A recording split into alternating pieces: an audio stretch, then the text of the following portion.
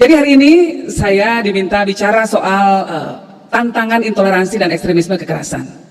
Nah, mungkin saya akan memulai dengan sedikit bicara ya, soal, nanti saya akan menyinggung ya, dalam paparan saya, hubungan antara rendang babi dengan sebuah negara besar di Eropa. Seperti apa hubungannya? Penasaran? Ya, nanti ya kita cerita-cerita. Nah, tapi yang pertama, saya ingin bicara dulu soal fakta kebinekaan di Indonesia. Fakta kebinekaan di Indonesia dari dulu negara kita sudah dikenal sebagai negara yang berdasarkan kepada pluralitas, kepada kebinekaan. Dengan berbagai macam suku, bangsa, suku, agama, ya etnis yang ada di dalamnya. Nah, ini surveinya seperti ini, ya. Ini survei sudah agak lama, tahun 2010, ya. Masih relevan, tetapi. Nah,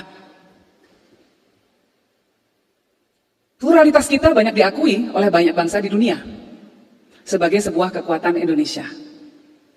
Namun, ketika saya suka iseng-iseng gitu ya, Google, ya. Coba tolong slide berikutnya.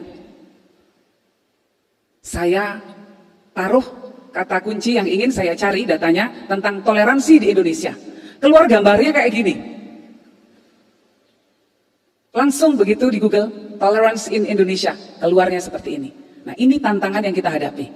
Ekspresi tadi yang dikatakan oleh Mbak Caca, ya, ekspresi, mungkin ekspresi singgungan antara ekspresi beragama dan ekspresi politik yang begitu kuat, dan kemudian menjadi sebuah gerakan yang cukup banyak ada di masyarakat, sempat cukup agak masif. Nah, ini tantangan kita, walaupun dengan kebinekaan yang sebetulnya menjadi modal kita bersama. Next slide.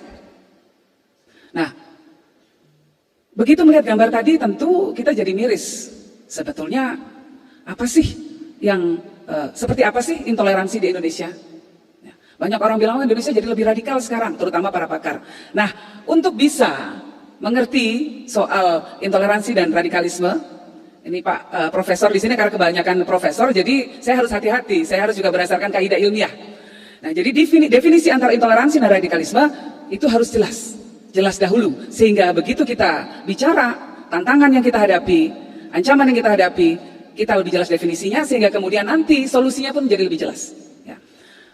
Intoleransi adalah sikap dan tindakan yang bertujuan untuk menghambat atau menentang pemenuhan hak-hak kewarganegaraan yang dijamin oleh konstitusi, khususnya terhadap kelompok yang tidak disukai atas dasar identitas tertentu, seperti etnis, orientasi seksual, asal-usul kebangsaan, dan lain-lainnya.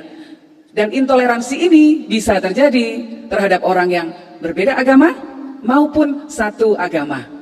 Ya, jadi intoleransi bukan terjadi hanya kepada orang yang beda agamanya, tidak. Bisa itu juga terjadi antara orang yang agamanya sama, tetapi dia tidak suka terhadap orang tertentu, dan kemudian tidak memberikan hak konstitusional dari orang yang tidak disukainya tersebut.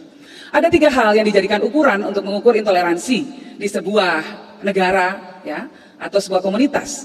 Yang pertama, apakah masyarakat membolehkan orang-orang yang tidak disukainya untuk menjadi tetangganya? Lalu apakah mereka boleh mengajar di sekolah negeri? Lalu apakah mereka boleh menjadi pejabat pemerintah di negeri tersebut atau di komunitasnya? Ini 3 indikator yang dipakai untuk mengukur intoleransi. Nah, oke, next slide.